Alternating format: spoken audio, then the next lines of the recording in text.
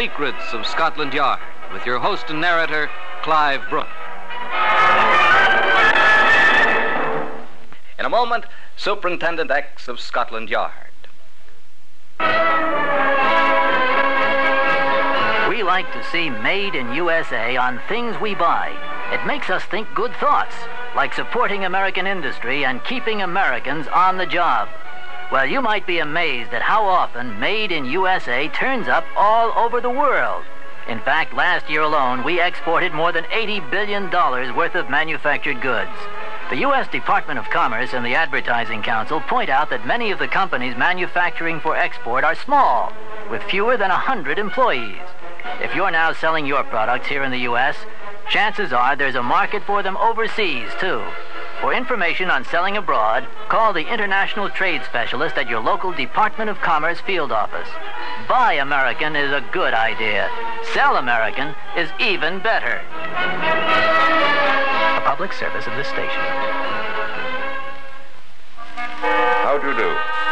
Today in this series of programs, I want to tell you something about the fence. To begin with, I'm not referring to your back garden, if you have a back garden, or in fact to any wooden structure. As you know, in the language of the underworld, a fence is a receiver of stolen goods. And while we're on the language of the underworld, it might be a good idea if we brush up our knowledge on this subject. Let me give you a few illustrations. Seen Charlie lately? Nah, he's up for a stretch. I thought it was only a carpet. What, with his record? It's like he doesn't a pontoon. Quite simple, really. Charlie, it appears, has been sentenced to 12 months imprisonment. For a stretch in the underworld does not mean just a term of imprisonment. It means 12 months. As for a carpet, that's just 3 months. And as for a pontoon... Does that mean 21? That's right, lady. Pontoon, 21 months. Simple, ain't it? What do you think? Here's another example. Watch out, Charlie. There's a busy. What do you think I am? A dipper? Anyway, it isn't a flatty. Nah, but he may be a narc. I know what a narc is. It's an informer. Right again, lady. But what's a dipper? Well, if you're a bloke, you'd know all right. It's a pickpocket, you see. He dips in just like that. Hey, take your hand out of my pocket. And what about a flatty? He's a flatty. You see, a detective. And a busy? The uniform branch. Oh, I think it's fascinating.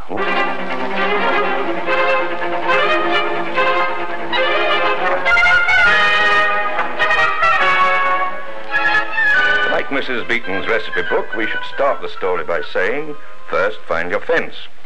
If you think that the modern fence works from a kind of Fagin's den, you're very much mistaken. The art of staying in the business of being a fence is to look as inoffensive as possible. Oh, forgive the pun, I didn't mean it. One of the most successful men in the business had 3 different homes. And you could have gone through every one of them with a fine tooth comb, and you wouldn't have found the slightest trace of the way in which he made his living. Then where will we find the fence? Come along with me. I've got a date. It's in a London club. No, not one of those Soho joints. A respectable luncheon club just off Piccadilly Circus, it's true, but in a very good neighborhood. Most of the people who belong there are pretty prosperous, and some of them are very well known. It'd give them quite a surprise if they knew some of the business which is done in their club. Well, here we are, just up these steps. Give your name at the door, turn right, and we're in the bar.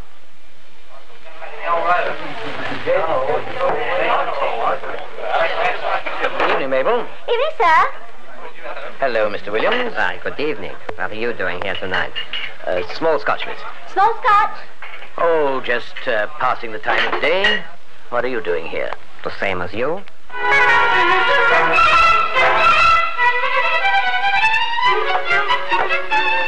In a way, he's telling the truth. Williams is a fence.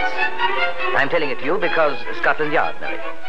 The trouble of proving it is a lot harder. Mr. Williams can always be found at the club at 4 o'clock in the afternoon, no earlier, no later. He meets a lot of people, talks to them, and then goes home. Most of the people he meets are as innocent as you and I. But once in a while, he'll meet a visitor from overseas, a Frenchman or a Dutchman. You'll notice that when he talks to those people, Mr. Williams keeps well away from anybody else. Well, why don't you pick him up? He's probably got the jewels on him. Oh, no, miss. It's plain you don't know Mr. Williams. You see, all that he uses the club for is to talk over his little deals. I doubt if Mr. Williams has ever carried a bit of stolen property in his life. If he has, the Yard never knew about it, or they'd certainly have been onto him. The mugs who handle the property, they're another crowd altogether. Perhaps this afternoon Mr. Williams fixed a deal like this. All right, then. It's a deal. You get the stuff tomorrow afternoon. 5:30, usual place, usual bay. Have your men there. Don't forget. No mistakes.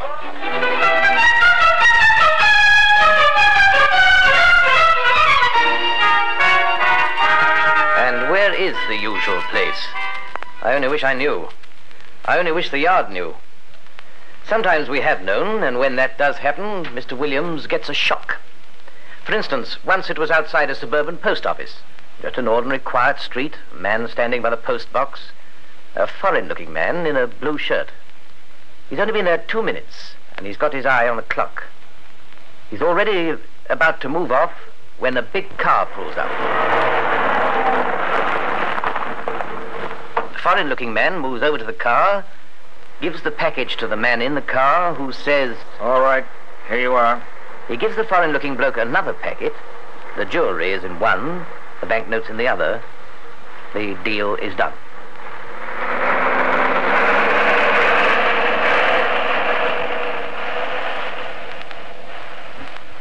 Except on that occasion, the Yard had a little inside information. You see, the man by the pillar box had a packet of banknotes, all right, but they were marked. Why didn't you pick up the crooks in the car? Oh, we could do that at any time. We were after Mr. Williams. Did you get him? Not that time. Why? What happened to the banknotes? They turned up the following day as an anonymous contribution to the Policeman's Benevolent Fund. You mean? Yes, a present from Mr. Williams. He got away with it. Yes, but one day he won't.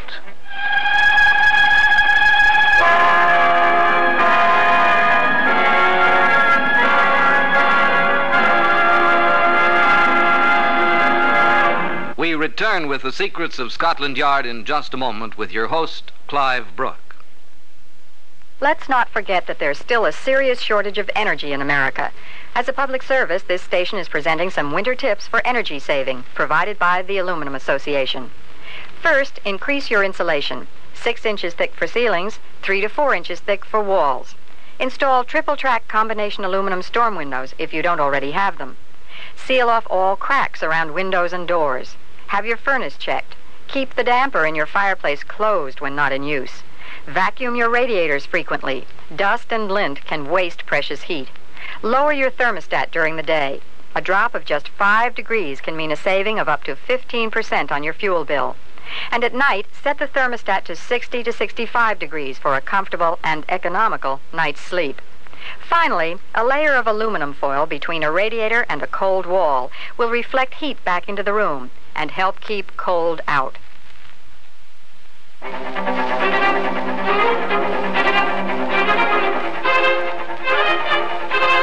That is the story of one fence, a successful one, but, as you've heard, only successful so far.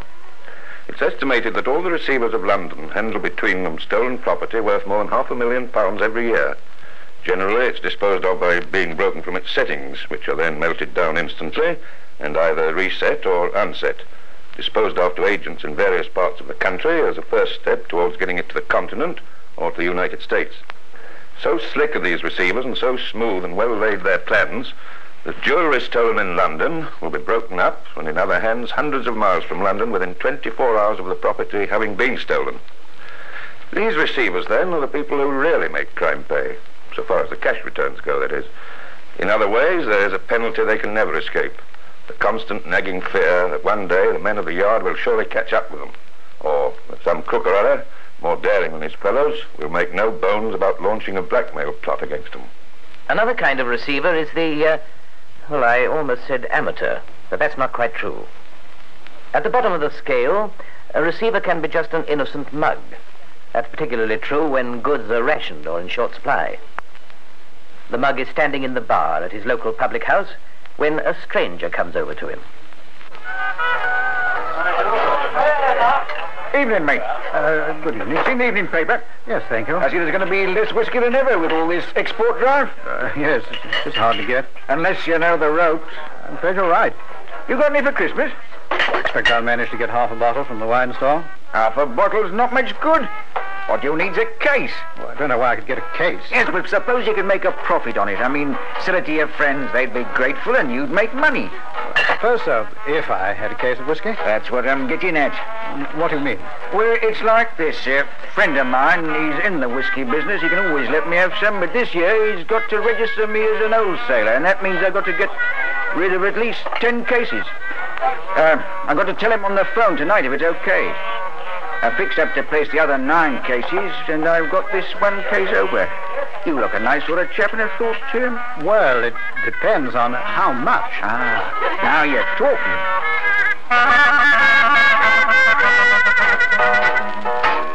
And he'll keep on talking all the way to the magistrate's court if he's unlucky. Always beware of friendships that grow so quickly as that one. And beware particularly of smart-looking gentlemen who offer you too good a bargain. The odds are the goods are stolen, hot goods. And our friend the Spiv wants to move them to other hands as quickly as possible before he gets burned. That's right. You have been warned. Now let's go a little further up the scale and take a look at another variety of fence. Some people are particularly susceptible to being used as a receiver. Jewelers, for instance. Most jewelers are very honest in a very difficult business, but occasionally it's a different story, like this one. There'd been a robbery at a big country house, and a valuable quantity of jewelry had been taken. The yard was called in, but after spending several days investigating every possible angle and interrogating all the servants, the detectives were utterly without a clue on a suspect.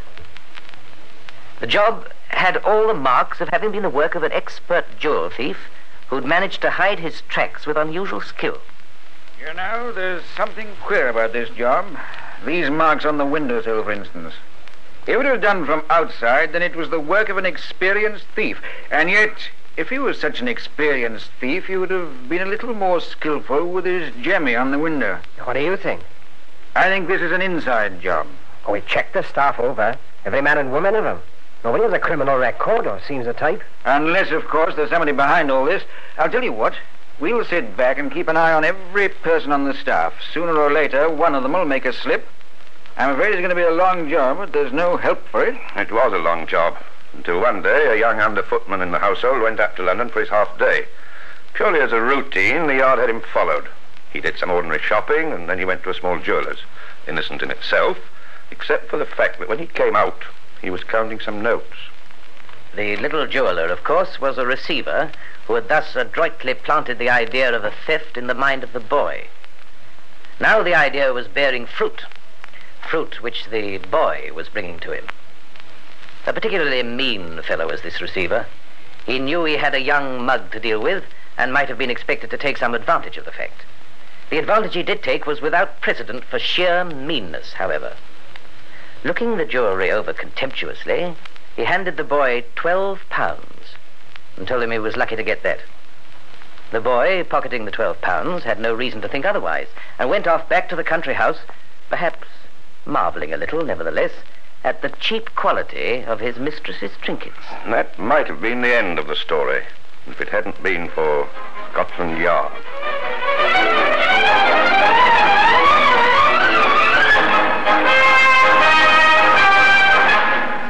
In a moment, we'll continue with the secrets of Scotland Yard. A 6 meses para la exportación de americana España.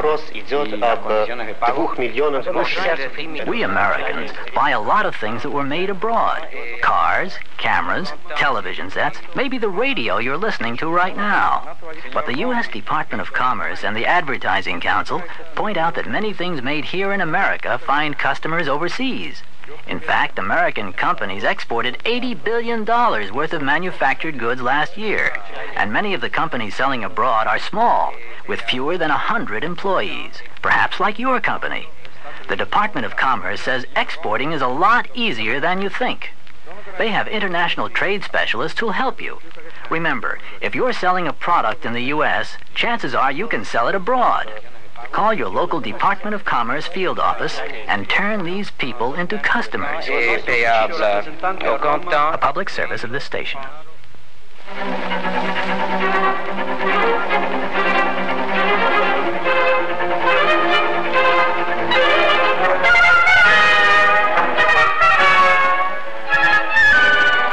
Following the information about the little jeweller, we kept an eye on the young underfootman at the house.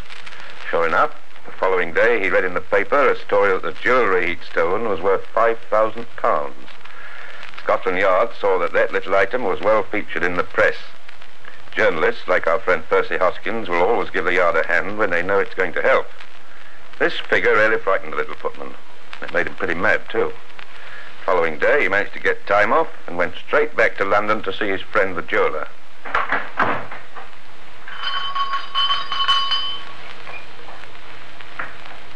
What do you want? Here, that £12 you gave me yesterday. What about it? But the newspapers say they're worth 5,000. Maybe they are, but not to you. Well, in that case, I ought to have more than £12 you gave me. How about it? Not a penny more. You took what I offered and the deal's closed. Well, sell them back to me for £12. What do you take me for? A fool? No, a crook. You should talk. Well, there you are, sir. I took the jewels. I admit it. Maybe I am a crook, but I'm not going to be swindled. Are you prepared to make a statement to that effect? Yes. That's just what we've been waiting for.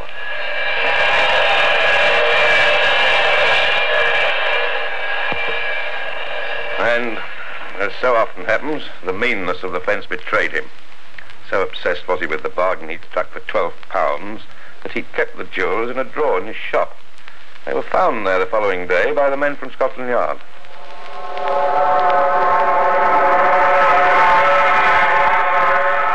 The dyed-in-the-wool crook will never let a receiver down, never give him away to the police. It would not pay to do that, for the crook who squealed on a receiver would never find another market for his loot. Similarly, receivers rarely let down the crooks with whom they do business, although there have been occasions when a crook, guilty of a careless slip, likely to have the effect of involving the fence in police inquiries, or perhaps rather more pressing in his demands for a bigger cut than the receiver is prepared to tolerate, has been quietly made the subject of a roundabout tip-off to the Yard to ensure that he is caught and put safely out of the way before he can do any harm. So far, we've not covered the most important aspect of the business. It's a cliche to say that money is the root of all evil, but the longer you work in my job, the more you realize how true it is. If every first offender knew the true finances of the business of being a crook, I don't think many of them would have started on the road to crime. Here, wait a minute. If being a crook is such a bad business, what do you make of this? Look at this newspaper. Last year, London thieves managed to get away with property valued at £4,360,000. Of this, property worth only £770,000 was recovered. What happened to the rest if there's no money in being a crook? But the catch is that the goods worth over £4 million probably were not sold for anything like that amount. And as for the crook himself, what he got... was nobody's business. Well, I wouldn't say nobody. I'd say it was the fence's business. I'd still like to know how much a successful crook can make. Well, let's take an illustration. If you'd been walking down one of the main London thoroughfares about a year ago, you might have passed a jeweller's shop.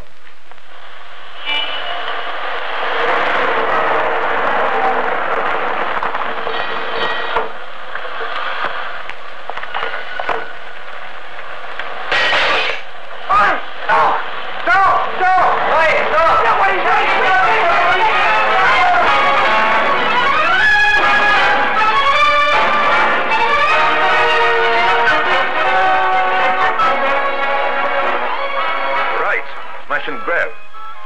We've dealt with that kind of crime on this program, but in this particular case there was a difference. A woman was involved, a man and a woman. The woman drove the car, the man broke the window and pinched the jewelry. Now they're making their getaway.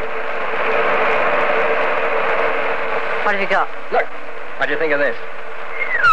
Diamonds. That should be worth it. Here, watch out!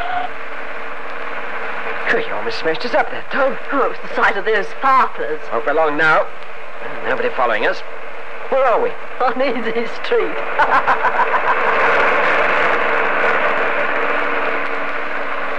This street, eh? I wonder. Back at the jeweller's that afternoon, the representative of the insurance company is getting the necessary particulars. Here is the inventory, Mr. Parks. As you will see, the stolen necklace was valued at £2,000. And that's the only article that is missing. We've checked over very carefully, and that is all they managed to get away with. You have, of course, the full description for the police? Oh, yes. They already have that at Scotland Yard. Those crooks, they didn't do so badly, did they? £2,000 in 2 minutes. There is a difference between selling the goods and getting the price, you know. You mean they won't get £2,000 for it? I should be very much surprised if they did.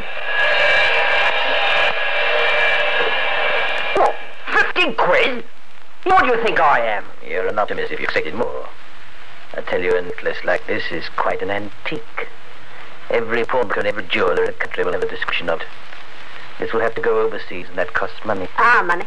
It all depends how you look at it. You aren't the only people in this business. It seems the other people make the money. I'll tell you what.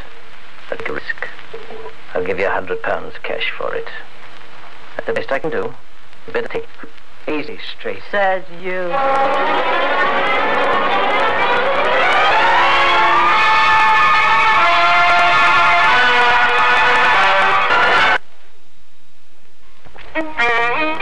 The DuPage community now has the opportunity to hear symphony concerts in its own backyard. The College of DuPage has just formed the New Philharmonic Orchestra. This orchestra, directed by Harry Bauer, who has held positions as music director of orchestras in Lake Forest, Quincy, and Peoria, Illinois, and the area of Pennsylvania.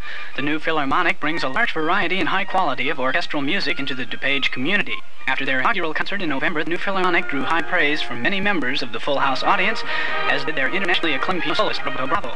The New Philharmonic's next concert is February 21st and features one of the top saxophone soloists, Frederick Hemke. Hemke is the head of the Wind and Percussion Department at Northwestern University.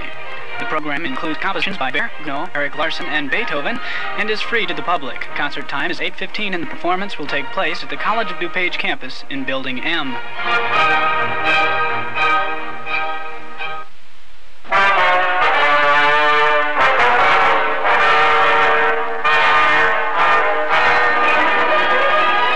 This is Sanford Marshall inviting you to return next week when we will again reveal the secrets of Scotland Yard.